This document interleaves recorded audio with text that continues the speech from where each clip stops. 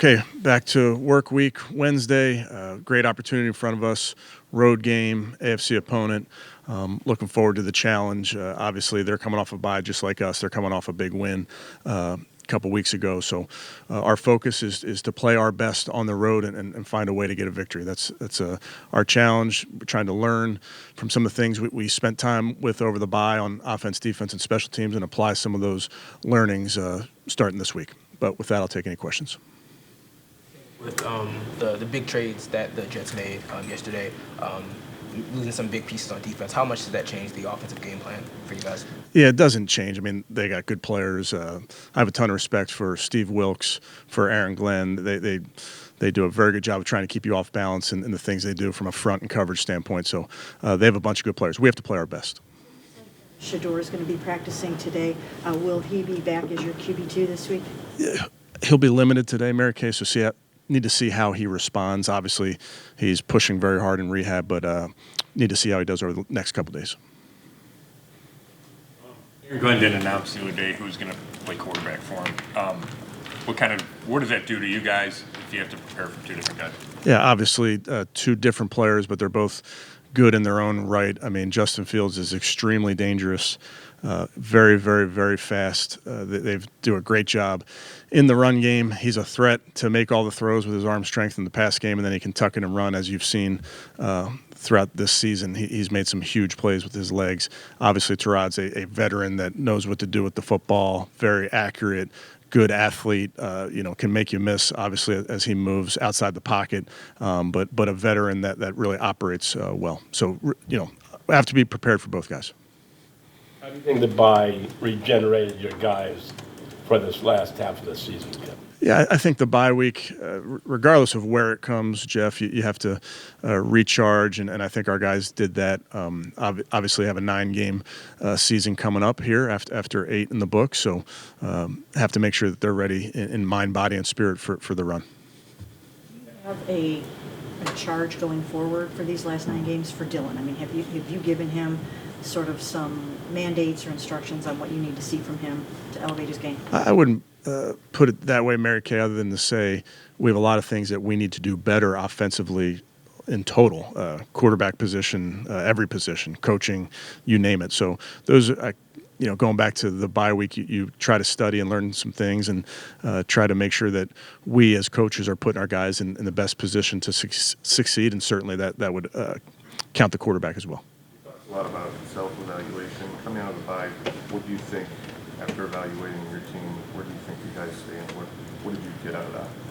Well, I think you don't wait till the bye to look at yourself from a scout standpoint. You're constantly doing a self-scout. It does give you an opportunity, though, after 8 games to really look at it from a bunch of different angles, whether it's the personnels you're using, the schemes you're using, more you can go on a deeper dive, if you will. You can go on a deeper dive on what other teams are doing, what teams are doing to you, those type of things. So you learn a lot. I think it's really important, and what the coaches did a nice job with. I think it's important to take all those learnings and then condense them down into some action items, into the big bullet points, if you will, as opposed to trying to account for every single thing you've learned.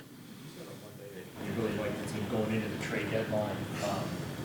Outside of the one move yesterday, a lot of the guys that were speculated that could potentially be moved are still here. Do you think that can help inject some life into the team as well, now that has passed and this is the team going forward and they can all focus? Yeah, I understand the question, Daryl. I don't know how much guys spend time thinking about those type of things. I know it's speculative, and I know there's plenty of news outlets that cover those type of things, and that's what you have to do. But our guys don't spend much time on that. We kind of keep our focus where it is, and so that's the sense I've gotten from the guys.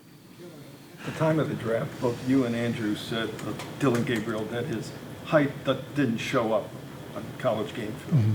Do you think it's showing up now? I mean, his inability to get the ball to the receivers. Yeah, I understand the question, Tony, but I would not characterize it that way. We need to play better as an offense. Certainly, there's areas to improve for a young quarterback, but it's really on all of us to improve. You got it. Go ahead. Kevin, with Tommy obviously now taking over play calling duties, in terms of the game plan, does he get more latitude in terms of, does that change? Yeah, I do think it's important with a play caller that you have a call sheet of plays that you're really comfortable with. So certainly this week, making sure Tommy's got the quote unquote final say. I'm letting him kind of put this thing together. Obviously, I'm helping and making my suggestions, but I want him to feel comfortable and confident with what's on that call sheet. Dylan, how do you think the bye week can help a rookie quarterback, especially coming off what was a difficult game for him? Yeah, I think these bye weeks are an opportunity for everybody just to get your breath.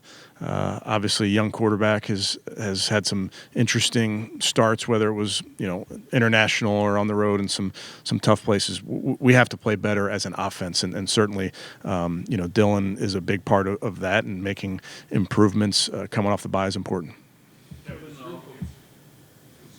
Operationally different when you're not calling the plays? In some ways, yes, but again, I think it's my job. Like I've told you guys before, I want to try to set people up for success regardless of what their role is. So if Tommy's role is changing a little bit, I need to do my part to help him out. Would you say that with Tommy coming out of the college ranks recently, might that be beneficial for both of your rookie quarterbacks, knowing that he sort of has that college-y vibe?